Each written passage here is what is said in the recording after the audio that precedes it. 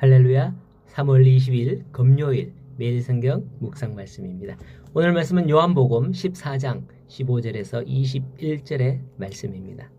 요즘 세상에 보면 가장 돈을 많이 버는 자들 중에 하나가 변호사가 아닌가 하는 생각이 듭니다. 모든 분야에 변호사가 없으면 안 돼요. 변호사가 뭐 하는 사람이죠? 우리를 대신해서 법정에서 변호해주는 사람이죠. 저는 아직 뭐 죄를 짓거나 해서 법정에 서보지는 않았지만은 TV를 보니까 변호사 없이 되질 않더라고요. 변호사의 말 한마디에 판결이 뒤집어지는 일도 종종 있다는 것을 알 수가 있습니다. 오늘 말씀에 보면 예수님께서 말씀합니다. 14절에 너희가 나를 사랑하면 나의 계명을 지키리라 라고 하죠.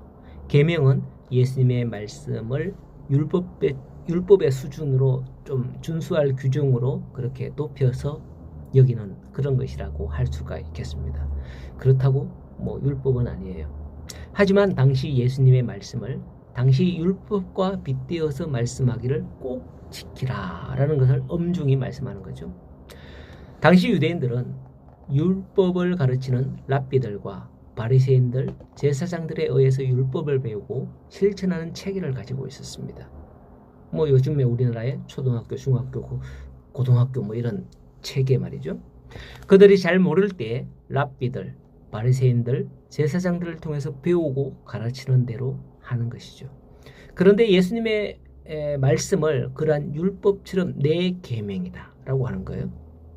그렇다면 그 예수님의 말씀은 그들이 쉽게 지킬 수 있는 것인가요? 아니에요. 사람은 누구나 시간이 지나고 나면 흐지부지 되고 오늘날도 우리가 이렇게 말하잖아요. 작심삼일이 되고 맙니다. 그렇기 때문에 율법의 틀에서 체계처럼 뭔가 그러한 체계가 있어서 랍비들이 가르치고 막 하는 그런 게 있어야 되는 거예요. 예수님도 그걸 아신 겁니다. 그래서 하시는 말씀이 16절이에요. 내가 아버지께 구하겠으니 그가 또 다른 보혜사를 너희에게 주사 영원토록 너희와 함께 있게 하리니 라고 하십니다.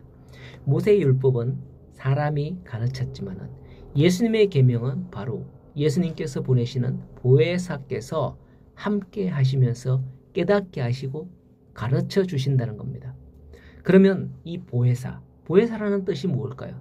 그것은 바로 곁에서 부름받아 돕는 자, 위로자, 변호자라는 뜻이거든요. 그래서 앞서 제가 서두에 변호사 이야기를 한 게 그런 이유죠. 우리를 위해서 변호하고 돕는 이가 바로 보혜사라는 거예요. 보혜사는 그분의 일종의 별명이라고 볼 수 있습니다. 그분은 바로 성령님을 말씀하는 겁니다. 즉 삼위 하나님 중에 한 분이신 성령 하나님을 말씀하는 거죠. 예수님의 계명을 따르는 자에게는 예수님께서 성령을 보내어 주사 우리와 함께 하시겠다 하는 겁니다.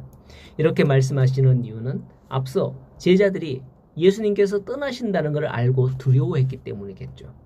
그래서 그들을 돕고 위로하고 대언하며 상담해 주시는 성령님을 보내어 주신다는 겁니다. 스승이신 예수님을 절대 지주로 알고 지금까지 따랐던 제자들에게 있어서 예수님께서 떠난다는 말씀은 실로 절망적인 선언과도 같은 것이었기 때문이에요. 이와 같은 보혜사 성령에 관한 약속은 예수님께서 십자가의 죽음을 이기시고 부활하고 성천하신 후에 얼마 되지 않은 오순절에 성취되었지 않습니까? 그것은 바로 사도행전의 기록에서 찾아볼 수가 있습니다. 예수님의 약속대로 성령을 받은 제자들은 완전히 변화되죠. 실로 성령님께서는 오순절 성령 강림 후 제자들과 성도들과 함께 하시며 그들을 도우시고 위로하셨던 겁니다. 그 같은 박해 속에서도 견뎌낼 수 있었던 것은 바로 성령, 즉 예수님께서 보내신 보혜사 때문이었던 겁니다. 그렇습니다. 우리는 거칠고 험한 세상을 살아가고 있습니다. 그러나 우리는 예수님의 말씀처럼 너희는 마음에 근심하지 말라는 겁니다. 아무리 무서운 시련이 닥쳐온다 하더라도 두려워할 게 없다는 거죠. 보혜사 성령께서 지금도 우리와 함께 하시고 우리를 도우시기 때문입니다. 그러나 안개식근처럼 그렇게 느낄 때가 많죠. 왜 그런 걸까요? 우리가 너무 새 속에 물들었기 때문이 아닐까 합니다. 17절에 보면 그는 진리의 영이라 세상은 능히 그를 받지 못하나니 이는 그를 보지도 못하고 알지도 못합니다 라고 하죠. 그리고 뒤이어 하시는 말씀이 그러나 너희는 그를 아나니 그는 너희와 함께 하시며 또 너희 속에 계시겠습니다 라고 하는 거예요. 그렇습니다. 우리가 교회를 다니면서도 세상 사람들처럼 별반 다르지 않게 산다면 결코 보혜사를 알지도 보지도 못한다는 걸 아시기 바랍니다. 세상 사람들은 못 보기 때문이에요. 그러므로 오늘도 우리 주님의 명령, 이 계명의 말씀이 우리 속에 있어서 그 계명의 말씀을 지킬 수 있도록 보혜사 성령님께서 우리를 도우시고 우리를 인도하신다는 걸 꼭 기억하고 오늘도 성령님의 도우심이 있는 복된 하루의 삶이 되기를 소원합니다. 오늘도 성령님과 함께하는 하루가 되시기를 축복합니다.